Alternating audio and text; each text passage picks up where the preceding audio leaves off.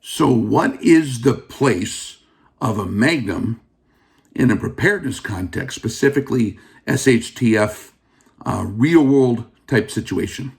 That depends on your context, primarily how your contexts overlap between what your environment is. How far can you see? Like what terrain are you in, right? Depends on your environment and what your use is going to be, your application of fire, right? You got to think, where am I if I'm going to have to use this to hunt and procure food for the family? How useful is it in a fighting context in my area, like where you're at? What kind of terrain do you have there, right? And then third, there's another thing that people don't really talk about, and there's a good reason for that, why they wouldn't talk about it, especially here. Deterrence. Deterrence through potential attrition. How much money does Colonel Gaddafi want to spend on his defense perimeter? How mean is he going to get with his people before he realizes it's just too expensive to keep them away? How far can they reach? Nobody talks about that one.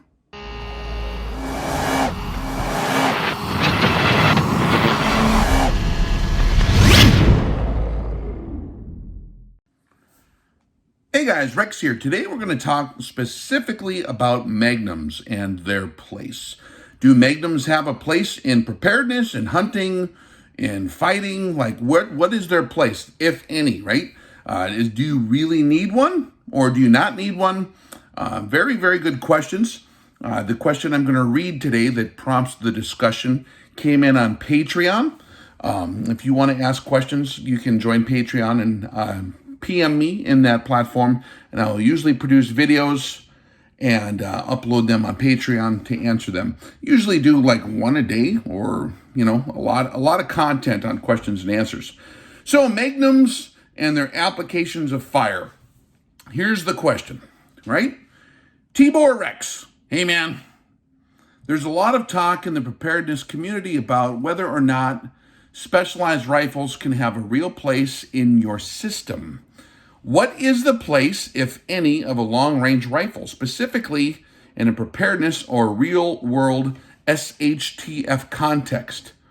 Can't an M4 get all the real work done? If so, why would anyone need a sniper rifle? I am not saying that there's no place for long-range rifles in reality, but I'm not a troll. I just want to know what you think about this and how you know what you need and what you really don't. Thanks. Also, what about the morals? What about the morals of engaging an enemy so far away they are not truly a threat? As a Christian, how can you stay moral and train to fight at long distance? Or ethical hunting, how far is too far? So we got a lot of questions in one, basically asking, is long-range shooting practical? I suppose is maybe how I would summarize that question into one sentence. That crystallize, is long-range shooting really a thing? How far do you really need your capabilities to be? That's a good question. And what we're going to do here is talk about overlapping contexts, okay? Because you can't answer a question like that without first defining the context. There are such a different variety of contexts on any issue in life. What chainsaw do I need, Rex? Depends on exactly what you're trying to accomplish, right? Is there a place for battery-powered electric chainsaws? Is there a place for those giant, huge monsters that cut down redwood trees? I'm sure, right? What tires do I need? Well, it depends on your context. Where do you live? Everyone needs a Honda CR-V. Having a pickup truck is just way too inefficient. Having a Prius is way too small. You need a Honda CR-V. It's a good vehicle. Depends on your context, right? So we're going to go into that. How many guys do you see pulling up a chair on the street and like they have their vehicle that they've selected, right? And they pull up a chair on the street and they just yell at all the cars that drive by. Like, what would you need a dually for? What do you think, you're cool because you have a dually pickup? That's the most useless vehicle I've ever heard of. And then the guy picks up a horse trailer and drives it or whatever. Like, oh, well, yeah, but that would never really happen that much. Yeah, not if you're not selling horses all the time, right? It depends. Context is huge. Overlapping context, we're talking about environment and application. Specifically, probably, I suppose, from a preparedness angle, we'd be talking about hunting, fighting, and in my opinion, deterrence. And we'll talk about those three things real briefly, okay? So you got to remember that a general disposition that there are more efficient ways to get the job done. For example, like my go-to rifle is a lightweight semi-automatic rifle, right? An M4, right? That's pretty much what I have with me every day, right? Because most of my context is going to overlap in there. And for 80% of Americans that live east of the Mississippi River, if you look at a map of the United States, east of the Mississippi River is the overwhelming majority of where people live, okay? And there's these green things with leaves on them called trees, okay? Now, when you have green-leaved trees, like in my cousin Vinny, what is all these little things on these, what are these called? Bushes. Good. Call them out when you know what they are. What are all these millions of little things on bushes? Leaves? Yes, those are leaves. Yep. And so brush and vegetation and forest is going to obstruct your view. A very, very common engagement range for hunting out there, for example, or if you were going to fight with a rifle, you can't really see that far. So for 80% of Americans, a big long pushka, a big heavy-duty, hard-hitting, flat-shooting smoke pole, a Magnum, probably inadequate for 80%, just statistically, right? Because they're out in the woods, man, or they're in the urban deal, right? Or they're half woods, half urban, wherever they live, right? There's like it's a whole different world out there. Now, if you look at like Google Maps, I'll share this with you. Look at a map sometime of the United States. If you notice on the left side or the west side of the map, there's all this stuff that's like not trees. And there are still dudes that live out there. And that's what they call open country. In open country, stuff changes, right? So you really got to ask yourself, what's the average distance that you're going to need to fill? There's a good article, I think, by Richard Mann called something like, What Kill Shot Statistics Teach You About Hunting? And if you write down your experience, because I can't answer the question for you, there's no possible way, even if I know where you live, there's no possible way I could know all the details of how you hunt, how you're going to plan to fight, what your physical condition is, what your exact area is. Because your general area might be very different than where you actually live or where you actually do your stuff, right?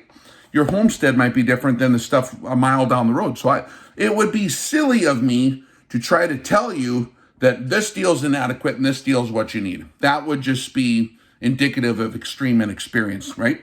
So what I'm going to do is share with you some information, and then you can go through a process, a scientific process, non-emotional scientific process, math, facts, not feelings, and you can determine what might suit your needs, right?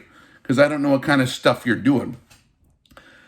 So the article by Richard Mann, I believe it was, his average kill shot distance for hunting was like 140 some yards, which sounds about typical for my experience. I grew up out here in the West, and I think that when I was researching large game statistics for Western states, the average range of a kill on large game like a deer and stuff like that is in between 225 and 400 yards. Okay? So 225 and 400 yards in the old days might be considered kind of far, but now with greater knowledge of how to do long range stuff, a lot of people consider that to be short range or medium range, right? It's not so hard anymore with the available technology and the industry support and the training, that everyone has, and just the general expansion of knowledge and shooting sports in those areas. Like 400 yards, it's far enough to where you really have to pay attention to what you're doing. But if you're a good marksman, man, and if you're a good hunter, and if you can calm down and just take a good shot, 400 yards is not crazy in the West. Now in the East, yeah, that's really far, man. You can barely even see 300 yards, right? So, but in the West, it's like pretty common.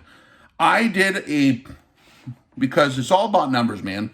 It's not about like how I feel it should be or like defending like what I think it should be or convincing you need like a giant, huge turbo Magnum. You know, everyone needs a 300 Remington Ultra Magnum at all times because I'm Rex, and that's what I need all the time. So that's what you need. Yeah, maybe. Okay.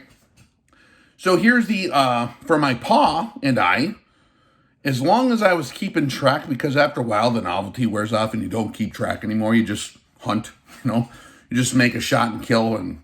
But like for when we're kind of keeping track of distances, here's our average: 304.75 yards when I was a kid. Now this is in my environment, open country, back in the 90s, primarily, when there was not, we were not like using long range specific equipment. We just had like a 6mm Remington with a 3x9 scope on it and like a 7mm Remington Magnum with a, I think, Tasco hunting scope.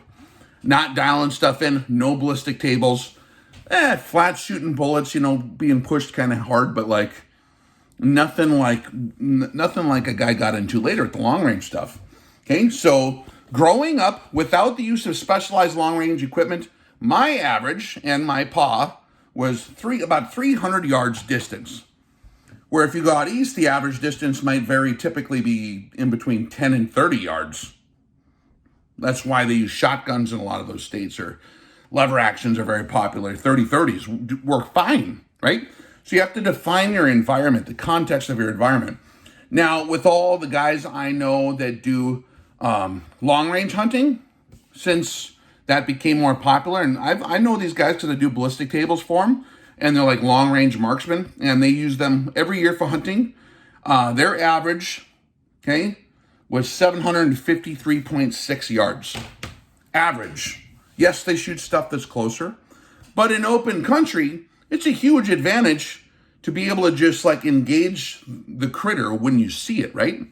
And from a preparedness context, a huge part of like the vast majority of what you're going to be using your rifle for, most likely, in a preparedness context, is food procurement. Killing animals for hunting, for eating them, to feed your family. Historically. Now, if you're in certain areas where you're going to be fighting off the hordes or whatever, well, geez, that might be different. Okay, you might have to overlap. That context will now overlap more on the security deal, right? Okay, now you need to be set up for that. So what's a well-rounded system that can be very handy for that, okay? So this is just the hunting context part. And these things all overlap and they move as the situation changes and your context morphs and changes over time with your use, okay? So the average, where I'm at right now, between guys that like are really into the, you know, like they have the equipment to dial it in, they have ballistic software, they have a table taped to their rifle or whatever, about 500 yards average between your normal over-the-counter FUD type guy who just shoots one box of shells a year, you know, being 200 to 300 yards around here, versus your guys that like get serious into the hunting deal and they have fun trying to, you know, shoot a little farther. So it's an average of 500 yards, which is incredibly far. I realize that that's a tiny fraction on the pie chart of applications for like the average US person, right? But if you look on a map, all that brown stuff to the west, all of it, that's open country, man. And having capabilities to go farther is always good, right? Is it bad to know how to shoot a little farther or even take your smaller rifle? Like you can do a lot with a 5.56. You can do a lot in terms of hunting with a 5.56 with the right ammunition, right? If you get the right ammunition dialed in properly, you're very effective out past 500 yards, even for hunting deer, if you use the right bullets, okay? So there's that. That's an important deal to remember. Now, where I'm at, there are some places where magnums are useful, and there's a reason when you go into a gun store and look at the ammunition shelf wherever that gun store is located. I've traveled the country, man. You know what I mean? In terms of like seeing different stuff on the shelves. And there's some areas where like, man, there's a lot of like center fire rifle stuff in that medium to large caliber, heavy pushing magnums. All kinds of stuff gets sold there.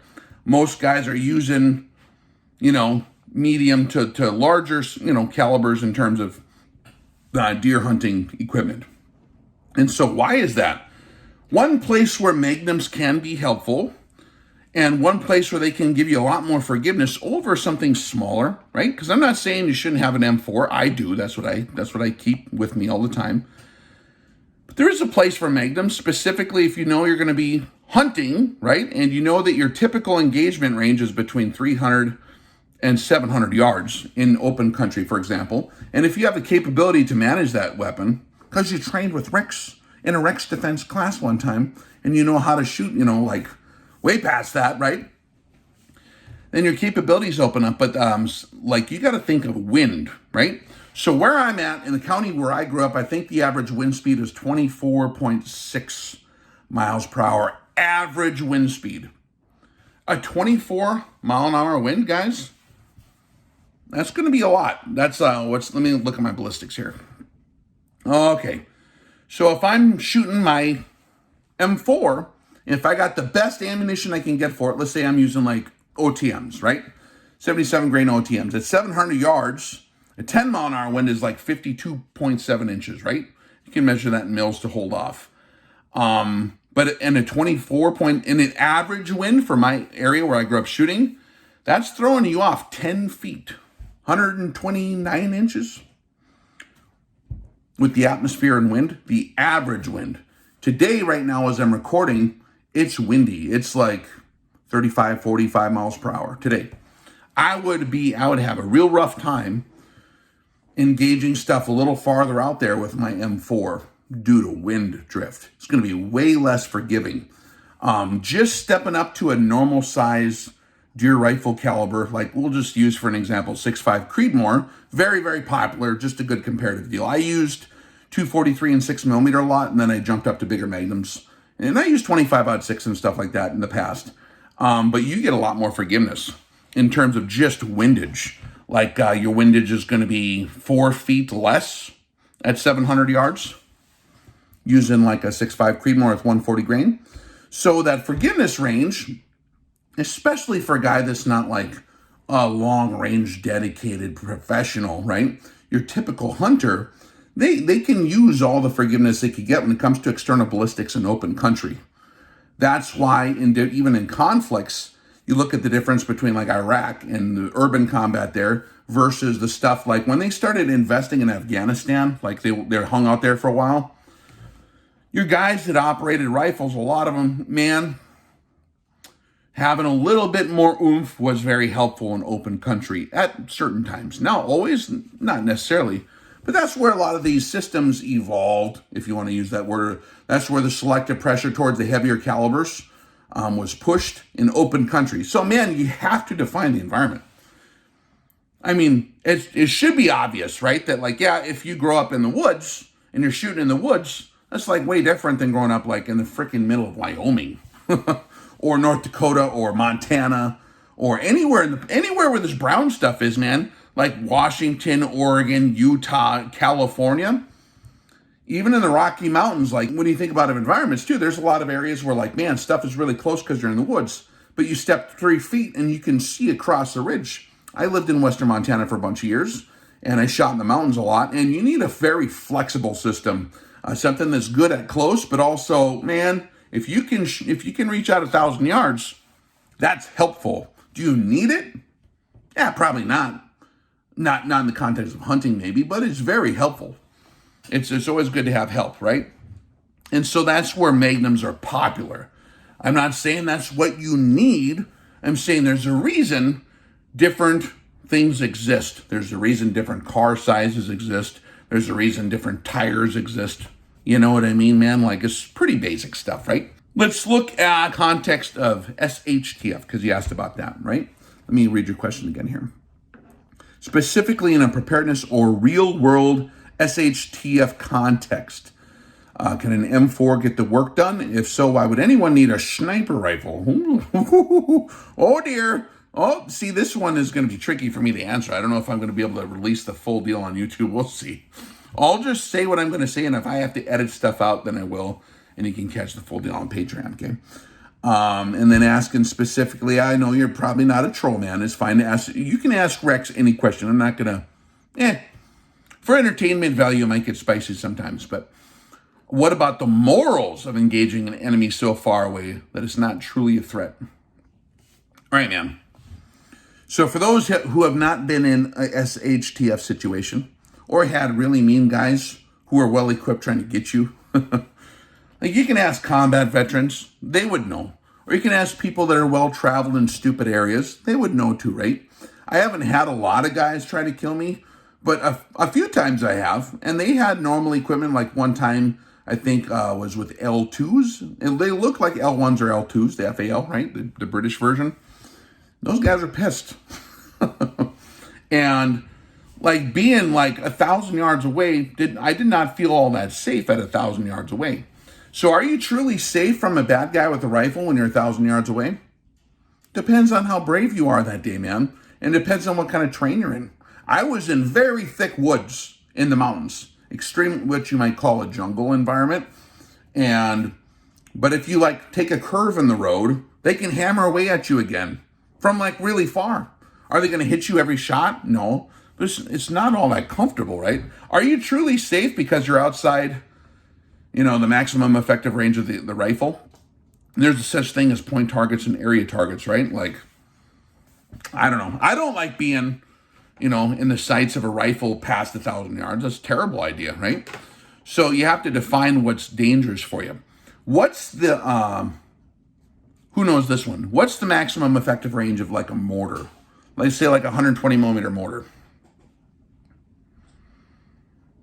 Did you know that teenagers in most of the world that is fighting right now, teenagers can just get a mortar and your incredibly awesome super fortress, your little miniature Masada you built out there in your wherever you live, right, can be erased in a minute by a couple of teenagers 7,000 yards away with a mortar.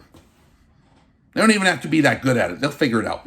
Like, doesn't matter what your perimeter situation is. Doesn't matter like how much sandbags you had set up. You're toast, man. So is there an application to have more leverage? You see, distance is leverage. Is it bad to have a cheater bar? You might not use it all the time, but if you need it and don't have it, you sing a different tune, right? And so when you got combat, like you can see even right now in the unmentionable yellow and blue country that's fighting the unmentionable other country over there in the big terrible war, they're lobbing mortars at each other all day. And it depends on the situation, the terrain. If you got a danger area, you have to cross to engage these guys that's defended. If you have to cross a river and you know their guys are on that other side of the river, did you know that rivers exist in more countries than just over there? They exist here too, right? If you got bad guys with normal-sized infantry equipment on the other side of a danger area, do you really want to sneak across over there to get them so that they don't erase your entire family and all your friends in a minute? Or do you wish you maybe had a little more capability to give you a little more forgiveness? Okay, I'm going to grab the Magnum and go out there and, yeah, he's 1,400 yards away or whatever once you get in the right spot. But like every foot of ground you have to cover crossing a danger area or crossing their kill zone, man. Not my idea of a good time. Even a small mortar, like a 60 millimeter mortar, where they shoot 3,000 plus meters, right? Like, what is it, 3,300, 3,400, 3,500 meters for a little mortar. That would never happen, Rex. Yeah, I know, guys. That would never happen. There's not like any time when you're just farming one day and going down to the store and like going and getting a cup of coffee and all of a sudden missiles hit your city and then tanks roll in and, like the Russians would never invade you, man. What are you, crazy? Rex, you're just imagining shit. Yeah. Okay, how about M240? M240 machine gun in a fighting context, right? Now, if you are two, equally kind of balanced opposing forces, and those guys get out their mortars and their M240s and try to get you, and you have yours, it boils down to kind of like a war of attrition, and it's a firepower situation, more so, right? So, like, if you are a small contingency of you and your family, and you can't afford all the mortar rounds, and you don't have access to a 240 Bravo yet, and all this other stuff, what are your options? What are your options? Thinking outside the box and having special tools can be handy. Okay? Now, can you carry around a gun room on your back, an arms room? No. But if you're in a static position at your little homestead, there's a place for a Magnum there, right? Because a guy with a kid, I'm stressing that, like a teenager, with a belt-fed machine gun, is going to tear you up at 2,000 yards. Easy. They're going to tear you up, man. They got the right mounts, tripod and all that, right? They got the right mounting system and they know what they're doing. Like if they took the actual class, I wouldn't want to be within 1,800 meters of an M240 machine gun, man. That's far. So is there a place for ELR? Well, if you wish to defend yourself against that, I mean, just because they're like over 1,000 yards doesn't mean they're not a threat. That's the main point, right? How about like a Mark 19 grenade launcher? Again, an area target, man, they can lob them in there, 1,500, 2,000 meters, and just completely end everything you got. Well, Rex, if it's that situation, then this... Okay. Like, I'm not saying you have to do that or accept what I just said. I'm just saying that there is places where magnums are suitable. That's why the military has magnums in their arsenal for snipers. Are you a sniper? Probably not.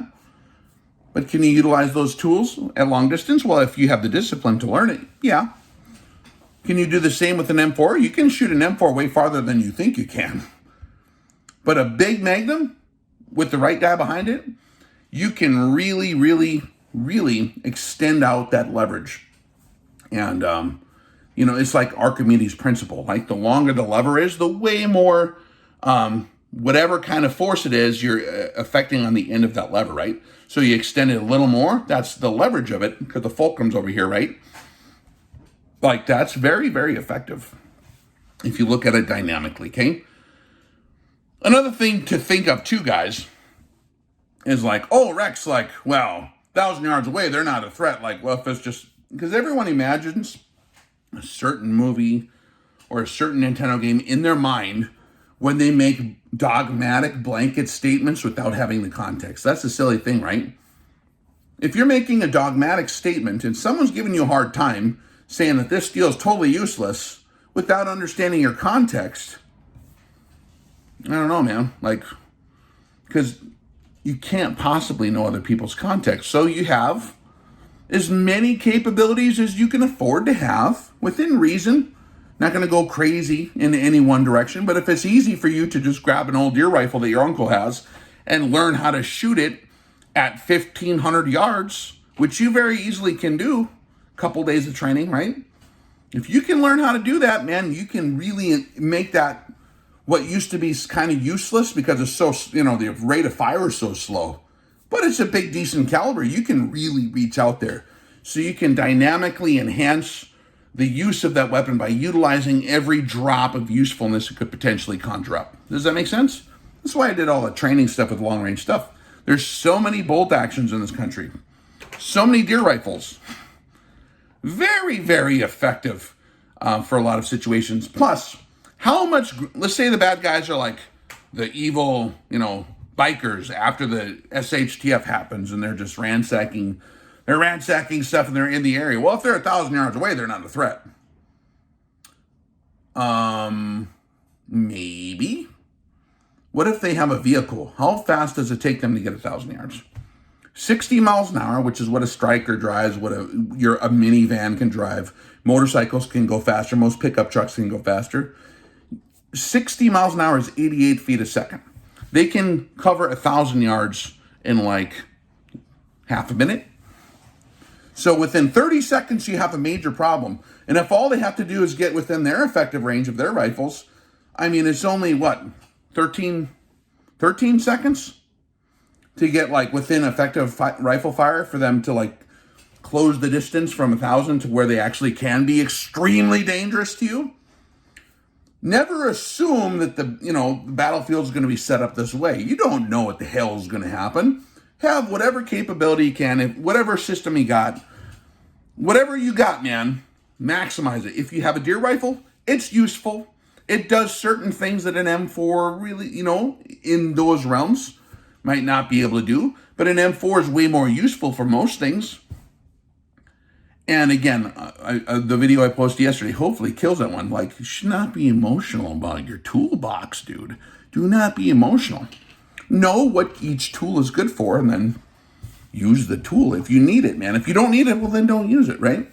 Not super difficult, I don't think. But a dude running, like full speed, they make a big deal about like, hey, like a dude 30 feet away, they can be on top of you like in a couple, like before you can draw your pistol, right? Same is true with a vehicle or a bicycle, right? So how close is too close or not far enough? Like, well, that depends like on what exactly is going on. But remember that like, 30 seconds, if they have keys in their pocket to a vehicle, they climb in the vehicle, they're 30 seconds away now at 1,000 yards to be driving on you, like to be within like punching range, right? So that's a reason for maybe standoff capability. Another context too here, guys, and this is the one I'm not sure I should be talking about. Deterrence.